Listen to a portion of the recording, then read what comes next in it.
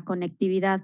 A continuación, va a exponer el maestro Raúl Anthony Olmedo Neri y el título de su ponencia es Los jóvenes LGBT más y la socialidad digital. Le cedemos la palabra al maestro Raúl, por favor. Hola, buenas tardes. ¿Qué va a ser? Sí, va a ser en línea. No sé si ya puedan ver aquí la presentación, bueno, allá en sus respectivos monitores. ¿Sí ya la pueden ver? No, un segundito, por favor, Raúl. Ok. Bueno, mientras Listo, ya comento está. que, bueno, perfecto, pues yo soy Raúl Antonio Olmedo Neri, soy profesor en la Facultad de Ciencias Políticas y Sociales y me encuentro actualmente estudiando el doctorado en Ciencias Políticas y Sociales en aquella facultad, donde, por ejemplo, también la maestra Ana pues está también cursando el doctorado. Espero que lo haya comentado porque con los problemas técnicos no lo escuché, pero bueno, y ahí somos colegas y pues bueno, en esta ocasión vengo a platicarles sobre un apartado específico de mi investigación doctoral que tiene que ver con las prácticas comunicativas digitales de los jóvenes LGBT aquí en México. Me parece importante destacar que tanto la primera compañera que expuso el tema de las drag queens, así como la maestra Ana, están recuperando la dimensión o el término digital en vez de lo virtual, y eso me parece importante porque, al menos desde lo que voy a presentar, tengo una particular discusión o escisión alrededor de utilizar lo virtual o el propio concepto de virtualidad en comparación o en contraste con el de la digitalidad o lo digital. Bueno, cuando hablamos de los jóvenes LGBT, debemos de encontrar y debemos de reconocer que la orientación sexual y la identidad de género son categorías transversales a la vida cotidiana de las personas. Ojo, eso es muy importante porque el primer reto que yo he encontrado alrededor del estado del arte sobre las investigaciones en torno a jóvenes y tecnología es que cuando hablan del género siempre hay una disyuntiva solamente entre las desigualdades que viven las mujeres cisgénero heterosexuales en comparación a los hombres cisgénero heterosexuales. En este proceso me parece muy importante reconocer cómo hay una ausencia en el reconocimiento de estos jóvenes LGBT porque su orientación sexual y su identidad de género son estratégicamente elementos que intervienen en su experiencia juvenil. El hecho de que dos hombres jóvenes o dos mujeres jóvenes no puedan sentirse con la seguridad para besarse en espacios públicos o de decirle a sus padres, a sus madres que tienen como pareja a una persona del mismo sexo, interviene justamente en esa experiencia y constriñe esa vivencia situada biográficamente en la juventud. En este proceso, y particular en el contexto heterosexista en el que nos encontramos, sobre todo en el caso mexicano, el uso que viene a tener Internet para esos jóvenes es particular. No solamente responde a los intereses de su experiencia juvenil como un elemento necesario para vivir la juventud contemporánea, sino que también es una herramienta que les permite tener un acceso a contenido producido por y para estas disidencias exogenéricas, poder establecer redes sociales de amigos con estas afinidades sexoidentitarias o incluso, como lo vamos a ver en este caso, habitar el propio espacio digital. Desde un punto de vista de marco teórico, y aquí es como la primera propuesta para discutir este tema de lo virtual, es que lo virtual no refiere para nada el carácter sustancial no es un sinónimo a lo digital. Cuando hablamos de lo virtual, muchas veces se piensa que es algo no real, pero lo que en realidad sucede, valga la redundancia, es que lo virtual no está en contradicción con lo real, sino con lo actual. Y pongo el caso particular de cuando, por ejemplo, en las elecciones decimos, viene un virtual o ya tenemos un virtual ganador. Eso no quiere decir que ese ganador no exista, sino que al menos en ese momento presente no ha tenido como tal ya el gane total. Entonces, cuando se actualiza la realidad, es cuando ese potencial uso o esa potencial victoria se materializa. Entonces, utilizamos el término virtual en algunas ocasiones de manera como sinónimo de lo digital cuando no es así. Por eso es que el término digital no solamente refiere al soporte material tecnológico de la comunicación, sino que también es un elemento que permite que Internet pueda ser utilizado y pueda ser habitado. Entonces, esta primera dimensión es particular y creo que concuerda justamente con lo que han venido a decir mis compañeras que me precedieron y que incluso va un poquito en lo que se mencionaba la mesa pasada, donde decían que, bueno, es que etnografía virtual etnografía y etnografía digital es lo mismo, son sinónimos. No, hay una evolución histórica de ese concepto y es muy importante hacer estas distinciones, si no podemos caer en errores analíticos. Desde este punto de vista, las TICs e Internet son elementos, como ya lo había dicho, estructurales que hoy se sitúan como relevantes para la experiencia juvenil. Y en el caso de los jóvenes LGBT, esta posibilidad, como les insisto, ante la falta de representaciones sociales o imaginarios colectivos incluyentes en los medios de comunicación y de las propias restricciones que vivimos en los espacios cotidianos, Internet y las TIC son los primeros lugares o ventanas donde este usuario puede tener una posibilidad de acercarse a contenido LGBT, a redes sociales de apoyo y sobre todo a grupos o a procesos de socialización que se desarrollan en ese espacio. Entonces, partiendo de esa dimensión, me parece particularmente importante hablar de por qué es necesario pensar en que habitamos Internet, porque eso también trasciende la visión a veces reduccionista e instrumental a la que se ha referido de manera histórica los estudios de comunicación.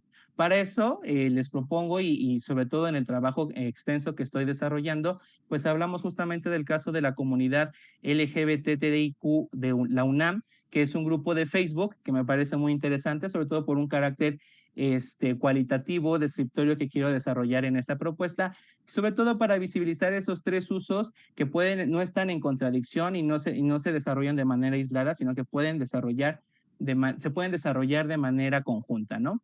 Cuando hablamos de grupos LGBT en Facebook, yo de la tesis de maestría que realicé, identifiqué que el más antiguo es de 2009, porque aunque las tecnologías de la información y la comunicación y particularmente Internet inician desde finales de los 90 hasta el 2008, 2009, en que empieza a tener un mayor auge esas plataformas, ¿no? Incluso si ustedes tienen sus perfiles en Facebook, ya hacen una reflexión sobre en qué año lo crearon.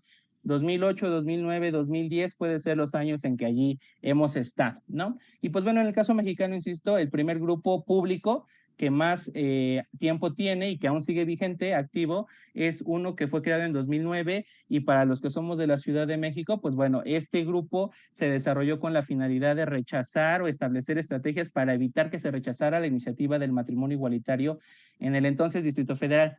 Si bien en 2006 teníamos la ley de sociedades de convivencia, en 2009 se da el cambio conceptual en el Código Civil para definir el matrimonio no como una relación entre un hombre y una mujer, sino entre dos personas, ¿no? Quitando esta dimensión del sexo y con ello posibilitando que hubiera un matrimonio igualitario. Aquí en la descripción, como ustedes pueden ver, y eso es particularmente importante, este grupo pues tiene tres finalidades particulares que ellos definen, ¿no?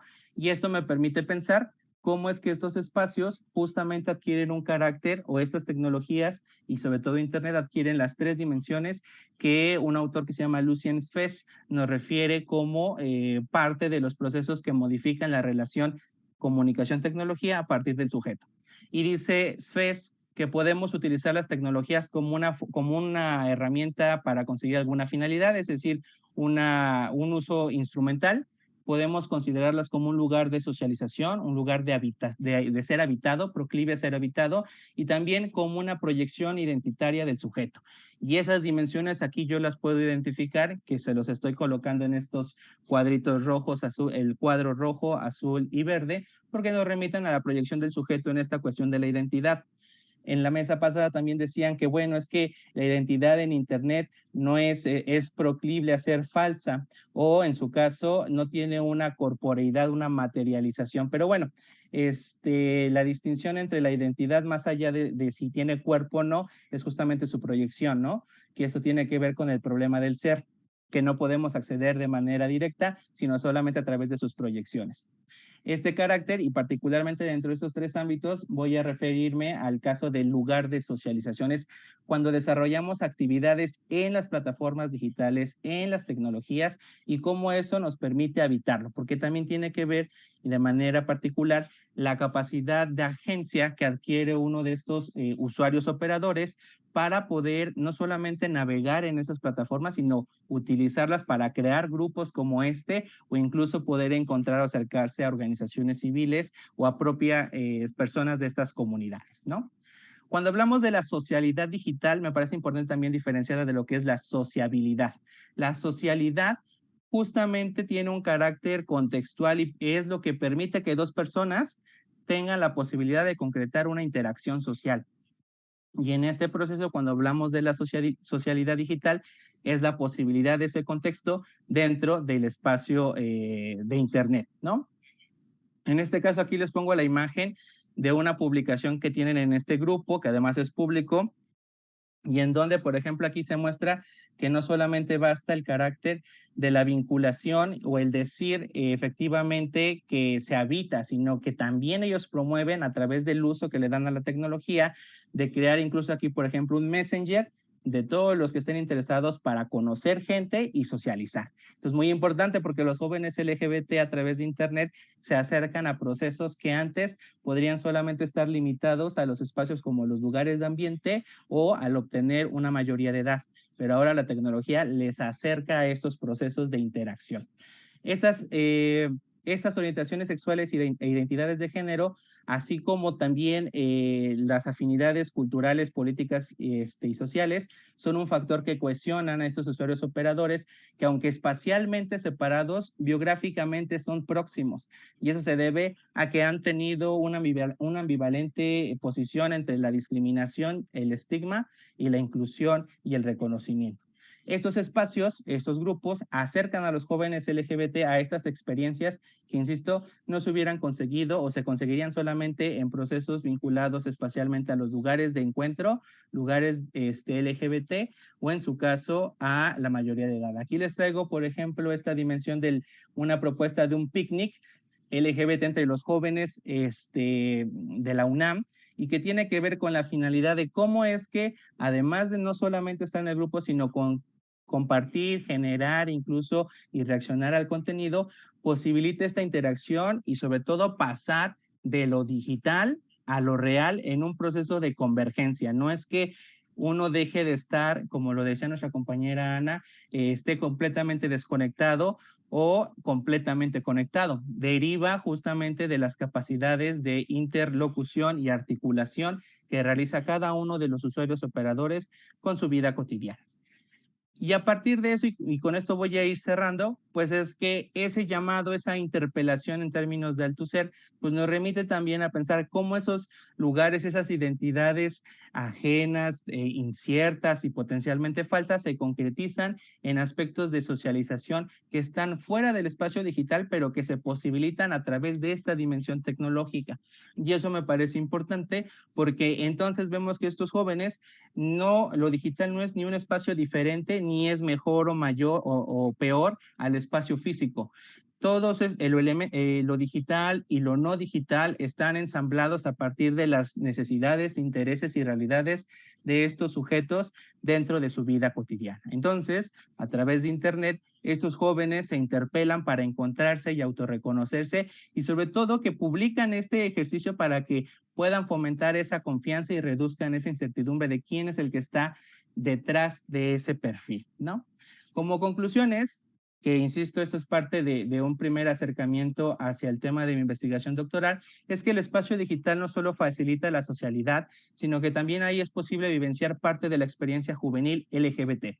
Para estos jóvenes, la tecnología no solo sirve para acercarse a sus pares, es decir, para sus otros compañeros, sino que también sirve para construir redes sociales de apoyo a partir de su dimensión sexoidentitaria. Estas redes sociales de apoyo son importantes porque a través de ellas se reduce la opresión sistemática de la heteronorma, porque puedes hablar con alguien que ha vivido lo mismo o que al menos tiene las mismas restricciones o posibilidades que tú en tu vida. Por eso esa dimensión espacial que es lejana se reduce por la proximidad experiencial. Carácter digital es un soporte que no es limitativo, sino extensivo para estos procesos que fortalecen el sentido de comunidad. Es eso aquello que no nos diferencia como individuos, sino que nos une en un sentido más allá de las meras relaciones sociales. Es necesario seguir hablando y visibilizando a estos jóvenes y sobre todo la función que tienen las TICs e Internet en ella. Y sobre todo que, bueno, para estos jóvenes LGBT en la sociedad contemporánea y sobre todo en la experiencia juvenil actual, las TICs e Internet son un proceso, son elementos inmanentes a esa experiencia. Por lo tanto, para los jóvenes LGBT no solo sirven para vivir la juventud, sino para encontrarse con sus pares LGBT. Y pues bueno, con eso termino, creo que fui un poquito rápido, pero esperemos tener la posibilidad de seguir ahondando en estos temas. Muchas gracias.